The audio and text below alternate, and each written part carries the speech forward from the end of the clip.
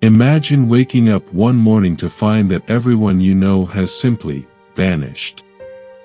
No signs of violence, no desperate messages, no trace of where they went. Only a single word carved into a wooden post, haunting and cryptic. Croton. This is exactly what happened in 1590, when English ships returned to Roanoke Island to find 115 colonists, men, women, and children, had disappeared without explanation. Among them was Virginia Dare, the first English child born in the New World, just 3 years old when she vanished into history's greatest unsolved mystery. Tonight, we'll explore this captivating puzzle that has baffled historians for over 4 centuries, the story of America's lost colony.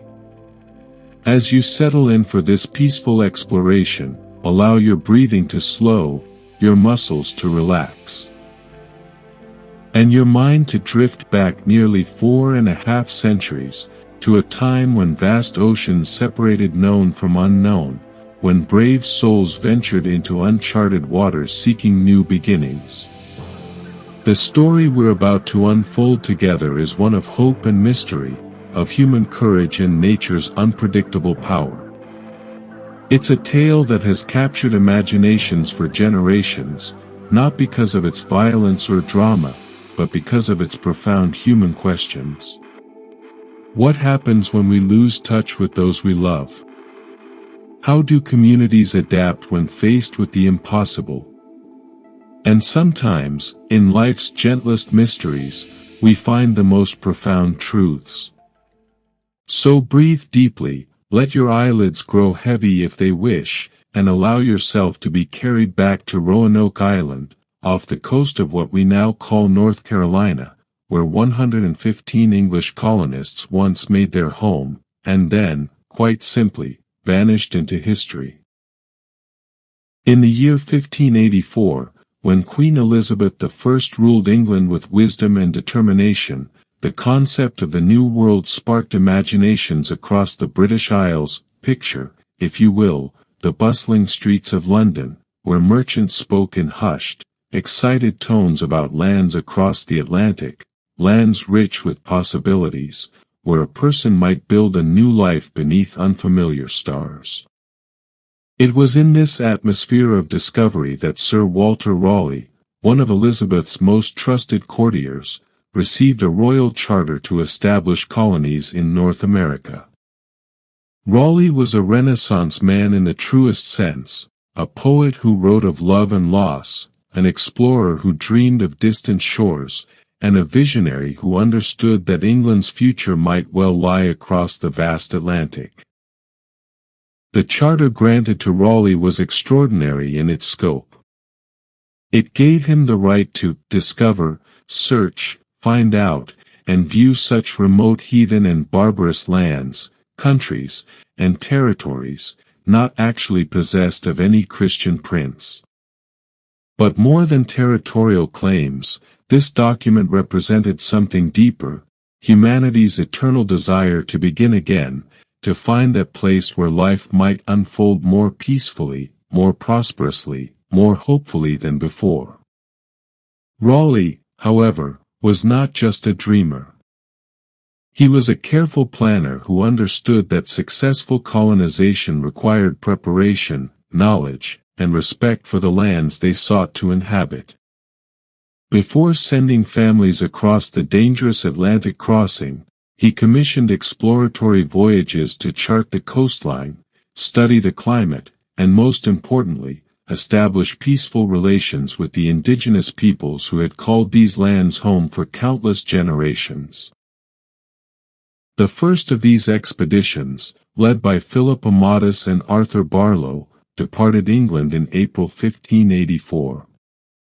Imagine their small ships, cutting through Atlantic swells, carrying with them not just supplies and sailors, but the hopes and dreams of an entire nation. The crossing took 2 months, 2 months of uncertain weather, of stars wheeling overhead in unfamiliar patterns, of endless horizon meeting endless sky. When they finally reached the Carolina coast, what they found exceeded their most optimistic expectations.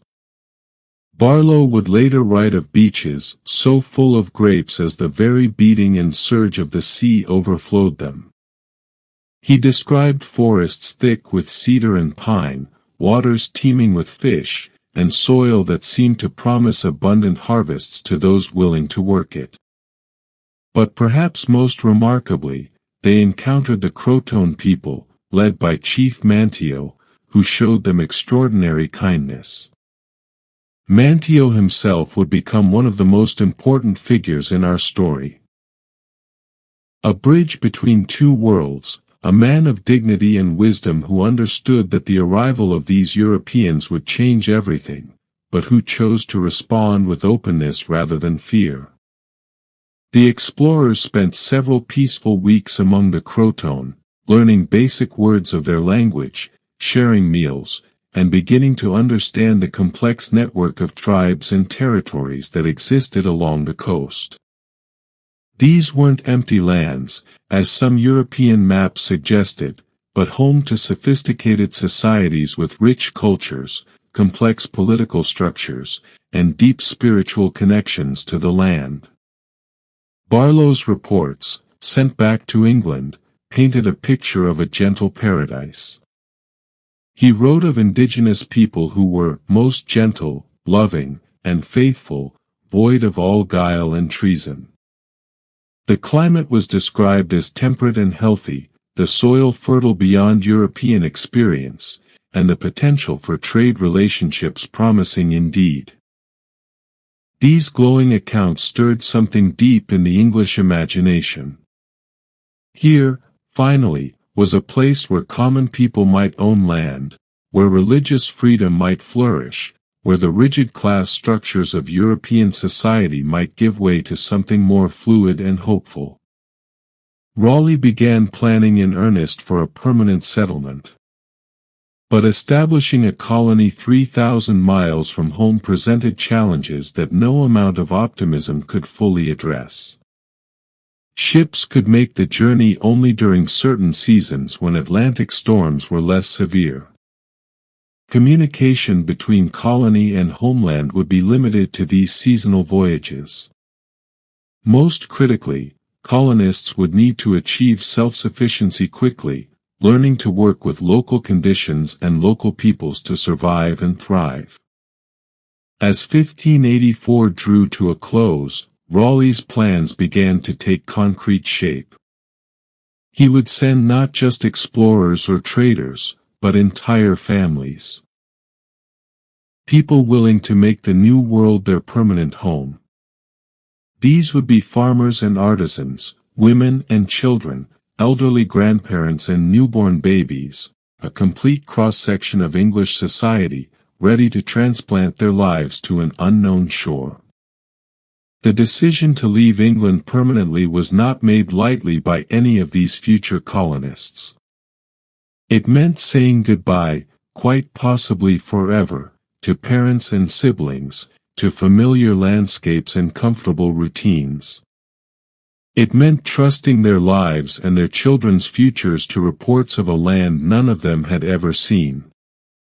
Yet something in Barlow's descriptions, something in Raleigh's vision, convinced 115 souls that this leap into the unknown was worth taking.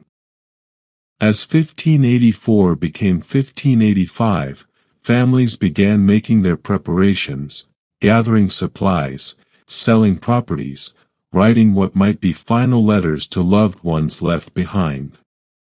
In the gentle rhythm of these preparations, we can almost hear the heartbeat of human hope. Steady, persistent, carrying these brave souls toward a destiny that history would remember not for its success, but for its mystery. The spring of 1585 brought with it the first serious attempt to establish Sir Walter Raleigh's vision of a permanent English colony in the New World. This expedition, unlike the gentle exploratory voyage of the previous year, carried the weight of true settlement, supplies for a year or more, tools for building, seeds for planting, and most importantly, colonists prepared to make this distant shore their home. The expedition was placed under the command of Sir Richard Grenville, a cousin of Raleigh's known for his naval expertise and fierce determination. Grenville was a man shaped by the turbulent politics of Tudor England, experienced in both warfare and diplomacy, yet the challenges he would face in the New World were unlike anything in his considerable experience. Picture the departure from England in April 1585. 7 ships loaded with supplies, livestock, and 108 colonists, including women and children, all setting sail for a land most had never seen. Among them was Thomas Harriot, a brilliant mathematician and natural philosopher who would serve as the expedition's scientist and chronicler. Harriot possessed one of the most curious and systematic minds of his generation, and his careful observations would provide us with invaluable insights into both the land and peoples they encountered. Also aboard was John White, an artist whose delicate watercolors would capture the first European images of Carolina's indigenous peoples, flora, and fauna. White's paintings, created with obvious respect and attention to detail, show us a world of remarkable beauty and complexity. Native villages surrounded by carefully tended fields of corn, beans, and squash, ceremonial dances filled with joy and meaning, and portraits of individual people that reveal dignity, intelligence, and humanity. The Atlantic crossing that year proved more challenging than the previous expedition's journey. Summer storms battered the small fleet, and by the time they reached the Carolina coast in late June, one ship had been lost entirely, taking with it valuable supplies and several lives. This early loss cast a shadow over the expedition, a reminder of how quickly circumstances could change in this venture between two worlds. Despite these setbacks, Grenville successfully established the colonists on Roanoke Island, in the sound between the Outer Barrier Islands and the mainland. The location was chosen for both practical and strategic reasons. It provided protection from ocean storms while remaining accessible to ships, and it placed the colony in territory controlled by friendly Croton people rather than potentially hostile tribes. Chief Manteo, who had traveled to England with the previous expedition and spent nearly a year learning English customs and language, served as an invaluable intermediary. Through Manteo's patient translation and cultural guidance, the colonists began learning essential survival skills, which local plants were edible, how to construct buildings suitable for Carolina's climate, and how to navigate the complex relationships between different indigenous groups. Thomas Harriot threw himself into systematic study of this new world with remarkable enthusiasm. His notes, preserved to this day, reveal a mind engaged with everything from astronomy. He was among the first Europeans to observe Halley's Comet from the Americas, to botany, from linguistics to anthropology. Harriot compiled the first English-language dictionary of an indigenous American language, documenting hundreds of Algonquian words with their English equivalents. Through Harriot's eyes, we see a colonial enterprise that began with genuine respect for indigenous knowledge and ways of life. He wrote admiringly of native agricultural techniques, noting that indigenous farmers achieved better yields with less labor than English methods typically produced. He described indigenous medicine, architecture, and social structures with the enthusiasm of a scholar discovering entirely new ways of human organization. John White's artwork from this period provides visual evidence of this respectful relationship. His paintings show English colonists and indigenous people working together, sharing meals, and engaging in trade. Children from both communities appear in his sketches, playing together with the unconscious ease that children display when adults have created an atmosphere of mutual respect. The colony's first months unfolded with cautious optimism. Gardens were planted with both English seeds and indigenous crops. Houses were built using a combination of English techniques and local materials. Most importantly, trade relationships were established that benefited both communities. The colonists offered European manufactured goods in exchange for food, furs, and invaluable knowledge about surviving in their new home. But even in these hopeful early days, challenges emerged that would foreshadow later difficulties. Communication with England proved even more difficult than anticipated. Ships could attempt the crossing only during specific weather windows, and even then, storms or navigation errors could delay return voyages by months. The colonists realized they were more isolated than they had initially understood. More troubling were the growing tensions with some indigenous groups who viewed the European presence with understandable suspicion. While Chief Manteo and the Croton people remained steadfast allies, other local leaders expressed concerns about European intentions, especially as they observed similar colonization efforts by Spanish explorers further south that had resulted in violence and displacement. The delicate balance of cross-cultural cooperation that had characterized the colony's early months began to show signs of strain. Small misunderstandings, amplified by language barriers and cultural differences, sometimes escalated into more serious conflicts. Both communities included individuals who viewed the other with suspicion or fear, making the work of leaders like Manteo increasingly challenging.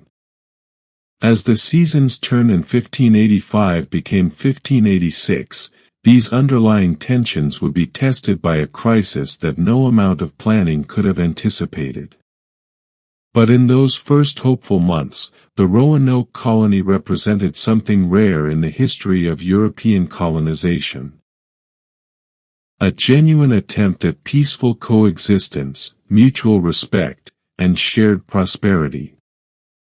In the gentle sounds of children playing together regardless of their heritage, in the patient work of men like Harriet and Manteo building bridges between languages and cultures, we can hear echoes of what human communities might accomplish when they choose understanding over fear, cooperation over domination. As winter gave way to spring in 1586, the Roanoke colonists faced their first serious test of survival and community cohesion.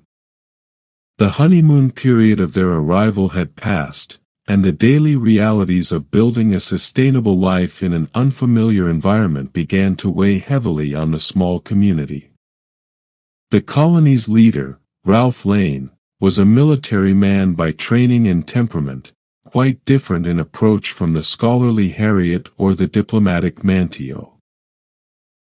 Lane viewed the colonial enterprise through the lens of English territorial expansion rather than cross-cultural cooperation, and his growing influence began to shift the colony's relationship with surrounding indigenous communities. Food supplies had become a persistent concern.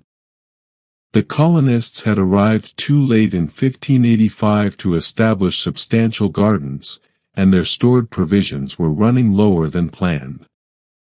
They found themselves increasingly dependent on trade with indigenous communities for basic sustenance, a dependence that made some colonists uncomfortable and that Lane viewed as strategically problematic. Thomas Harriot continued his scientific observations throughout this challenging period, and his notes reveal a man genuinely torn between his respect for indigenous knowledge and his loyalty to English colonial objectives. He wrote extensively about indigenous farming techniques, noting that they seem to produce more with less labor than we achieve through our methods, yet he also supported Lane's efforts to establish English-style agriculture regardless of its suitability to local conditions. The winter months had been harder than anticipated. While Carolina's climate was indeed milder than England's, the colonists were not prepared for the region's particular patterns of storms and cold snaps. Several colonists fell ill, and without access to indigenous medicine or the knowledge to use local healing plants, their conditions worsened. The community's first deaths occurred during these difficult months, casting a pall of grief and anxiety over the entire settlement. John White's artwork from this period shows a marked change in tone from his earlier, more optimistic paintings. His later sketches reveal a community under stress. Faces marked by worry and exhaustion, gardens struggling against unfamiliar pests and weather patterns, and fewer scenes of joyful cooperation between English and indigenous people. The crisis that would ultimately doom this first attempt at permanent settlement began with what should have been good news. In June 1586, Sir Francis Drake's fleet appeared off the coast, returning from successful raids against Spanish settlements in the Caribbean. Drake offered to provide additional supplies and reinforcements to help the struggling colony. However, before these arrangements could be finalized, a powerful storm struck the coast. Drake's ships were forced to stand off to sea to avoid being driven onto the dangerous shoals of the Outer Banks. The storm lasted for several days, during which the colonists could only watch helplessly as their potential salvation rode the horizon, tantalizingly close yet impossibly distant. When the storm finally cleared, Drake was able to return to the colony, but the near disaster had shaken everyone's confidence. The colonists realized how vulnerable they were to circumstances beyond their control. Storms that could isolate them for weeks, supply ships that might be delayed or lost entirely, and their own incomplete knowledge of how to survive in this environment without indigenous assistance. Faced with these realities, the colonists made a decision that would haunt historical imagination for centuries to come. They chose to abandon the settlement and return to England with Drake's fleet. Ralph Lane rationalized this decision as a strategic withdrawal. They would return to England, report on what they had learned, gather better supplies and more colonists, and make another attempt with greater preparation. The abandonment of Roanoke was conducted with remarkable haste. Valuable supplies were left behind, including much of Harriet's scientific equipment and many of White's artistic materials. Most heartbreakingly, several colonists who had formed deep friendships with indigenous community members had to say goodbye with no certainty they would ever return. Chief Manteo, who had served as such a crucial bridge between the communities, made the difficult decision to travel to England once again with the departing colonists. His choice reflected both his personal loyalty to individuals like Harriet and White, and his strategic understanding that maintaining these relationships might benefit his own people in the long term. The abandoned settlement on Roanoke Island stood as a testament to both human ambition and human limitation. Gardens planted with such hope were left to grow wild. Houses built with such care stood empty, their windows like unseeing eyes looking out over the Sound toward an uncertain future. But Sir Walter Raleigh was not ready to abandon his vision of an English presence in the New World. The reports brought back by Lane, Harriet, and White, despite describing the colony's difficulties, also confirmed the region's potential. The land was indeed fertile, the climate generally favorable, and the indigenous people, particularly the Croton, had demonstrated that peaceful coexistence was possible. Within months of the first colony's return, Raleigh began planning a second attempt. This time, he decided, the expedition would be organized differently. Rather than sending colonists as employees of a commercial venture, he would grant land ownership to participants, giving them personal stakes in the colony's success. Families would be encouraged to participate as complete units, making permanent settlement more likely. Most significantly, Raleigh chose John White, the artist and careful observer, to serve as the new colony's governor. White had demonstrated both practical competence and respect for indigenous peoples during the first expedition. His appointment suggested that this second attempt would emphasize cooperation and sustainable development over territorial conquest. As 1586 drew to a close, families throughout England began making preparations for what they hoped would be a permanent move to the New World. They sold properties, said farewells to relatives, and committed themselves to a future they could only imagine. Among them was John White's own daughter, Eleanor, and her husband Ananias Dare, who were expecting their first child. The prospect of children being born in the New World added both hope and poignancy to this second colonial attempt. These would be the first English children to call America home, the first generation to grow up truly belonging to both worlds. European by heritage, American by birth and experience. In the quiet preparations of these families, in the careful planning of supplies and governance structures, we can sense the deep human longing for new beginnings, for places where life might unfold more gently than it had before. They could not know, as they made their plans, that they were walking toward one of history's most enduring mysteries. The second attempt to establish Raleigh's colony began with renewed hope and careful preparation. In May 1587, John White led 115 colonists aboard 3 ships bound for the New World, men, women, and children who had committed their futures to this distant shore with full knowledge of the previous expedition's challenges. Among these brave souls was White's own pregnant daughter, Eleanor Dare, traveling with her husband Ananias. Their decision to bring an unborn child to the uncertainties of colonial life speaks to the profound faith these families placed in their collective ability to build something lasting and good in this new land. The composition of this second colony reflected Raleigh's evolved understanding of what successful settlement required. Unlike the first expedition, which had included many single men seeking adventure or fortune, this group consisted primarily of complete families, grandparents and grandchildren, husbands and wives, neighbors who had known each other for years in England and chose to face the unknown together. The crossing proved relatively smooth, and by late July 1587, the colonists had reached the familiar waters off Roanoke Island.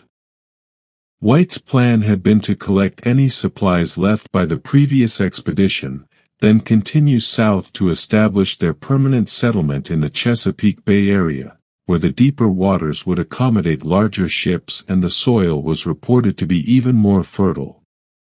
However, when they arrived at Roanoke Island, they discovered that the previous colony's buildings had been largely destroyed, most likely by storms rather than human agency. More troubling, they found no trace of the small garrison that Grenville had supposedly left behind to maintain an English presence on the island. The ship's captain, citing concerns about the approaching hurricane season, refused to transport the colonists further south to the Chesapeake. Despite White's protests, the families found themselves committed to rebuilding on Roanoke Island, in the same location where the previous colony had struggled and ultimately abandoned their efforts. White approached this challenge with characteristic determination and wisdom. Rather than viewing the forced return to Roanoke as a setback, he chose to see it as an opportunity to build on the relationships and knowledge the first expedition had established. Chief Manteo, who had returned with the colonists after his second visit to England, resumed his crucial role as cultural interpreter and diplomatic bridge. The work of re-establishment began immediately. Men set about rebuilding houses and fortifications while women organized the domestic arrangements that would make community life possible. Children, with the remarkable adaptability of youth, began exploring their new home with excitement rather than trepidation. Most remarkably, on August 18, 1587, Eleanor Dare gave birth to a daughter, the first English child born in the New World. White, now both governor and grandfather, named his granddaughter Virginia in honor of the Virgin Queen who had made their colonial venture possible. Baby Virginia Dare became a symbol of the colony's hopes, a child who belonged entirely to this new world, unburdened by memories of the old country, free to grow into whatever this land might offer. The colonists spent the remainder of the summer and early fall of 1587 establishing their community with impressive efficiency. Gardens were planted using both English seeds and indigenous crops learned from Croton allies. Trade relationships were re-established with friendly tribes. Most importantly, a sustainable system of governance was put in place, with White serving as governor but major decisions made collectively by the community. Thomas Harriot's careful notes from the first expedition proved invaluable. His observations about local weather patterns helped the colonists prepare more effectively for winter. His linguistic work enabled better communication with indigenous neighbors. His botanical studies guided the development of gardens that worked with rather than against local soil and climate conditions. As autumn approached, however, the colony faced a critical decision. Their supplies, while adequate for the short term, would not sustain them through a full winter and the following year until new crops could be harvested. Someone would need to return to England to gather additional provisions and recruit more colonists to strengthen their numbers. The decision of who should make this crucial voyage sparked intense debate within the community. White, as governor and the person most familiar with English authorities and supply sources, was the logical choice. However, leaving the colony meant abandoning his daughter and newborn granddaughter, quite possibly forever if storms or other circumstances prevented his return. The colonists eventually convinced White that their survival depended on his willingness to make this sacrifice. They assured him that Chief Mantio's knowledge and leadership would guide them safely through the winter months, and that they would establish clear signals to communicate their status to any returning English ships. Before departing, White and the colonists agreed on a simple but effective communication system. If they were forced to relocate, they would carve the name of their destination on a prominent tree or post. If they left under duress or dangerous circumstances, they would add a Maltese cross to the carving. These arrangements, made with such careful thought and mutual concern, would become central to one of history's most haunting mysteries. White's departure in late August 1587 was marked by scenes of profound emotional complexity. Parents said goodbye to adult children, knowing they might never meet again. Friends embraced with tears, unsure whether this was a temporary farewell or a final parting. Little Virginia Dare, just days old, slept peacefully in her mother's arms, unaware that she was witnessing a moment that would echo through centuries of historical speculation. The ship carrying White back to England sailed away from Roanoke Island on a calm summer evening, leaving behind 115 souls who had committed their futures to this small patch of land between ocean and sound. Among them were craftsmen and farmers, mothers and children, elderly grandparents and newborn babies, a complete cross-section of English society, now entirely dependent on their own resources and the continued friendship of their indigenous neighbors. As the ship disappeared over the horizon, the colonists turned their attention to the immediate tasks of survival and community building. They could not know that they were about to become the subjects of one of America's most enduring mysteries, or that their fate would capture imaginations for centuries to come. In the gentle sounds of evening on Roanoke Island, children playing before bedtime, adults discussing the next day's work, babies crying and being comforted by loving hands. We hear the last documented moments of a community that was about to vanish from history, leaving behind only questions and an eternal sense of wonder about the paths human lives can take. John White's journey back to England in the autumn of 1587 was intended to be a brief mission: gather supplies, recruit additional colonists, and return to Roanoke Island within a year to rejoin his daughter, granddaughter, and the community that had entrusted him with their survival. Instead, it became the beginning of one of history's most frustrating and heartbreaking searches.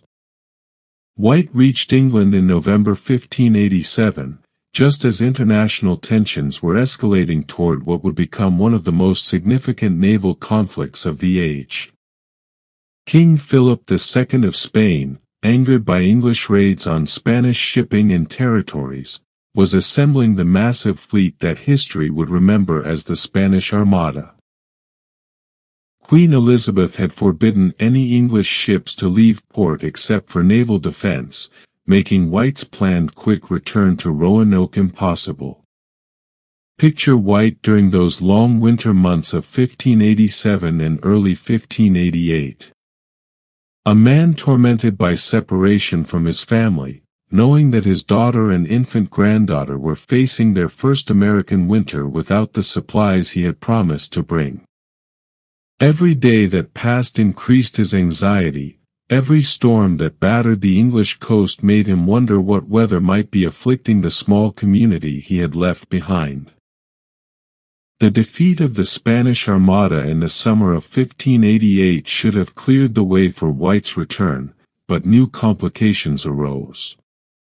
Sir Walter Raleigh, facing enormous expenses from his colonial ventures and the defense of England, was unable to finance a properly equipped relief expedition. White found himself in the heartbreaking position of having to choose between waiting for adequate supplies or returning to Roanoke with insufficient provisions to truly help the colony.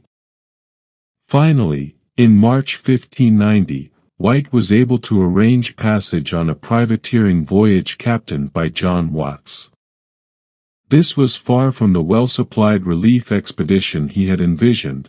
The ship's primary mission was raiding Spanish vessels in the Caribbean, with a stop at Roanoke treated as a secondary objective.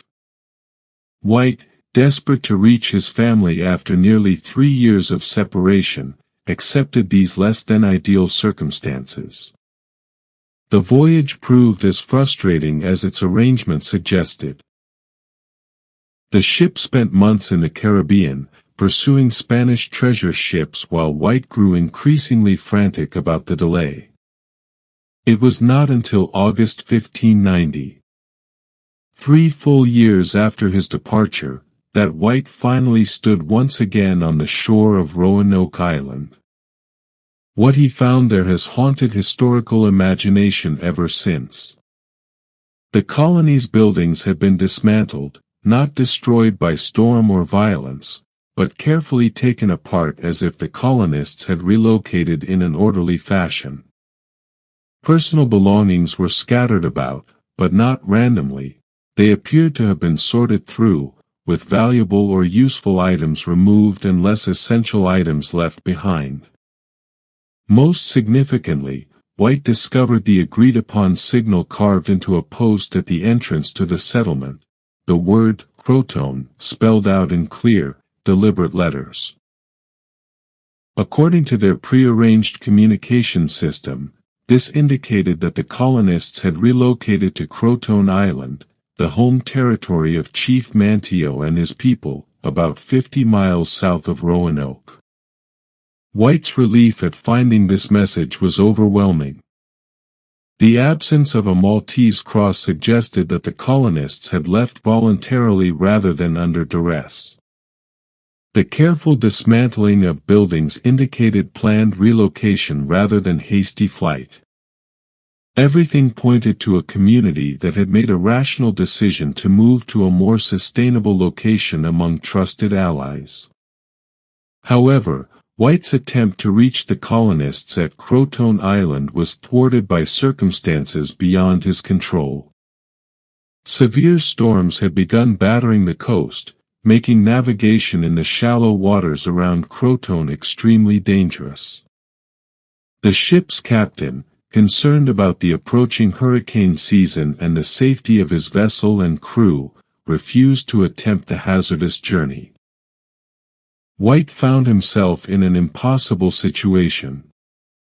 After 3 years of desperate effort to return to his family, he was tantalizingly close to reunion but unable to complete the final stage of his search. The storms that prevented him from reaching Croton also made it impossible to remain in the area. The ship had to seek safer waters or risk being driven ashore and destroyed. In one of history's most poignant moments, John White was forced to abandon his search and return to England, never to see his daughter, granddaughter, or any of the Roanoke colonists again. His journal entries from this period reveal a man broken by circumstances beyond his control, tormented by questions that would never be answered. The mystery of the lost colony was now firmly established. 115 English colonists, including women and children, had simply vanished from the historical record. The word Croton carved into that post became one of the most famous clues in American history, yet it raised as many questions as it answered. What had prompted the colonists to leave Roanoke Island? Had they indeed relocated to live among the Croton people, or had something more troubling occurred? If they had successfully integrated with indigenous communities, why had no subsequent English visitors found any trace of them? These questions spawned theories that have persisted for centuries. Some historians suggest that the colonists were absorbed into friendly indigenous communities, their descendants living on as part of these tribes. Others propose that they attempted to relocate to the Chesapeake Bay area as originally planned, only to encounter hostile tribes or harsh weather that prevented their survival. Archaeological evidence has provided tantalizing but inconclusive clues. Excavations on Roanoke Island have uncovered artifacts from the colonial period, including pieces of pottery and tools that confirm the colonists' presence but shed little light on their ultimate fate. More intriguingly, archaeological work on Hatteras Island, formerly Croton Island, has revealed a mixture of English and indigenous artifacts from the late 16th century, suggesting some form of cultural interaction or cohabitation. DNA studies of indigenous communities in the region have found genetic markers consistent with European ancestry dating to the appropriate time period, supporting theories that at least some colonists may have intermarried with local tribes and their descendants survived within these communities. But perhaps the most compelling evidence lies not in archaeology or genetics, but in the oral traditions of indigenous communities themselves. Several tribes in the region have long-standing traditions of European ancestors who came to live among them in the distant past, stories that include details consistent with the Roanoke colonists' circumstances and timeline. As night settles over our exploration of this enduring mystery, we're left not with answers, but with a profound sense of the fragility and resilience of human communities. The Lost Colony of Roanoke represents both the vulnerability of people separated from familiar support systems and the remarkable adaptability that has allowed humans to survive and thrive in the most challenging circumstances. In the end, the mystery of what happened to Virginia Dare and her fellow colonists may be less important than what their story teaches us about courage, community, and the eternal human quest for new beginnings in an uncertain world. As our gentle journey through the mystery of the lost colony draws to a close, we find ourselves not with concrete answers, but with something perhaps more valuable, a deeper appreciation for the complex tapestry of human experience that connects us across centuries to those 115 souls who vanished into history. The story of Roanoke has become more than a historical puzzle. It has evolved into a meditation on loss, hope, and the ways communities adapt to circumstances beyond their control. In every generation since John White carved that haunting word, Croton, into historical memory, people have found in this mystery reflections of their own questions about belonging, survival, and the connections that bind us to those we love. Modern archaeology continues to search for clues, using techniques that John White could never have imagined. Ground-penetrating radar maps the layers of human habitation on Roanoke Island. DNA analysis traces genetic lineages that might connect contemporary families to colonial ancestors. Careful excavation reveals artifacts that speak across centuries about daily life, hopes, and challenges. Yet perhaps the most profound discoveries come not from scientific investigation, but from the recognition that the lost colony's story intersects with larger narratives of cultural encounter, adaptation, and survival that continue to shape our world today.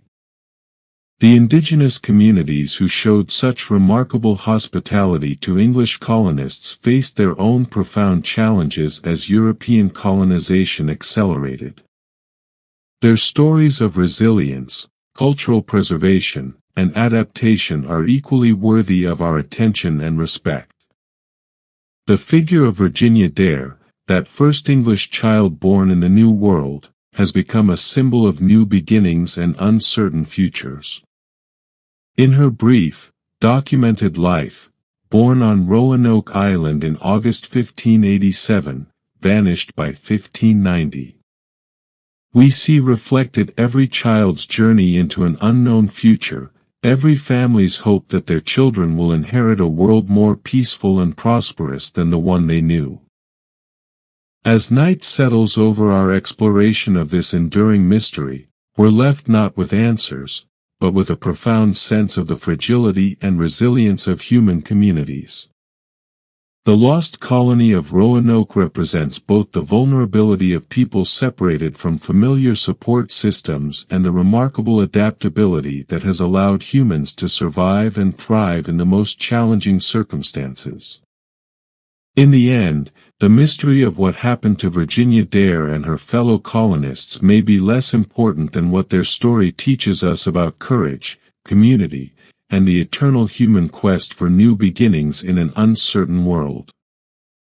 As our gentle journey through the mystery of the lost colony draws to a close, we find ourselves not with concrete answers, but with something perhaps more valuable, a deeper appreciation for the complex tapestry of human experience that connects us across centuries to those 115 souls who vanished into history.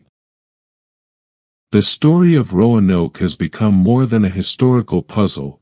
It has evolved into a meditation on loss, hope, and the ways communities adapt to circumstances beyond their control. In every generation since John White carved that haunting word, Croton, into historical memory, people have found in this mystery reflections of their own questions about belonging, survival, and the connections that bind us to those we love. Modern archaeology continues to search for clues, using techniques that John White could never have imagined. Ground-penetrating radar maps the layers of human habitation on Roanoke Island. DNA analysis traces genetic lineages that might connect contemporary families to colonial ancestors. Careful excavation reveals artifacts that speak across centuries about daily life, hopes, and challenges. Yet perhaps the most profound discoveries come not from scientific investigation, but from the recognition that the Lost Colony's story intersects with larger narratives of cultural encounter, adaptation, and survival that continue to shape our world today. The indigenous communities who showed such remarkable hospitality to English colonists faced their own profound challenges as European colonization accelerated. Their stories of resilience, cultural preservation, and adaptation are equally worthy of our attention and respect. The figure of Virginia Dare, that first English child born in the New World, has become a symbol of new beginnings and uncertain futures. In her brief, documented life, born on Roanoke Island in August 1587, vanished by 1590. We see reflected every child's journey into an unknown future, every family's hope that their children will inherit a world more peaceful and prosperous than the one they knew.